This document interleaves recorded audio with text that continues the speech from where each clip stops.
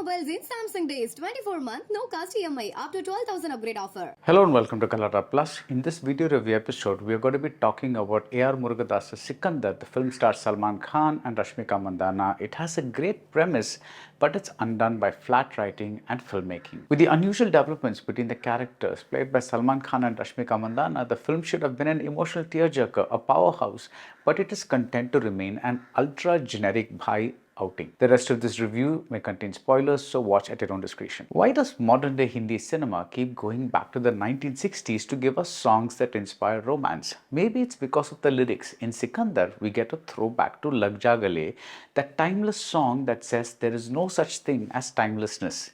There is only the present time. In the song, the woman asks the man to look at her, to hold her right there and then, because this moment may never arrive again. In the movie, a wife conveys these exact emotions to her husband. Her name is Sai Shri and she's played by Rashmika. His name is Sanjay. He's the king of Rajkot and he's played by Salman Khan. She loves him deeply, but every time she wants to share something, a painting she's made or the result of a pregnancy test, he just doesn't have the time. His citizens come first. She understands this, but at least sometimes she wishes he'd be there for her. Hence this classic song. She's saying, give me some time now, for who knows if there will be a tomorrow. Just when you think every single masala premise has been used, A.R. Murugadoss comes up with the beauty of a one line. What if, like in a myth, the things in the person you love come to reside in three different people?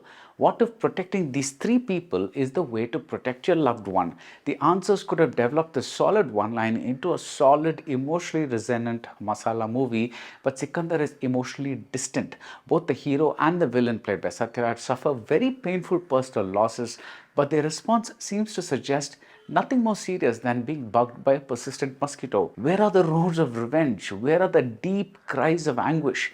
Instead, we get unremarkable fights, unremarkable songs, unremarkable dances, and unremarkable second villain in the form of Kishore. The film feels like going to a restaurant with a growling stomach and being shown photographs of food. Sikandar feels jumpy and strangely half done, as though everyone in every single department was in a rush to complete the film and get it into theatres for the Eid holidays. Right from the opening scene, the writing is utterly generic. Sanjay is seen flying first class, but later he's seen taking a second class compartment to Mumbai. Now this in itself is not a problem. All we need is an answer to the why. Why do we see a reuse of the bigger subplot of a married woman in a conservative household that forbids her from working? Why cast Satyaraj, who perhaps due to language issues plays one of the most underwhelming bad guys in recent memory? Why give us nothing about the backstory of how Sanjay and Sai Shri met? She mentions that the circumstances were unusual, but why not make some room for a bigger romantic track? Why are the dramatic confrontations like the one between the hero and the Kishore character so tired and one-dimensional and predictable? In other words, why not take the outlandish premise and really run with it? I think this is what happened. I think the emotional masala premise got diluted and diluted and diluted when they decided to keep throwing in mass elements to get whistles from Salman Khan fans. Look at Bhai talk about a woman's right to forget the past she considers shameful.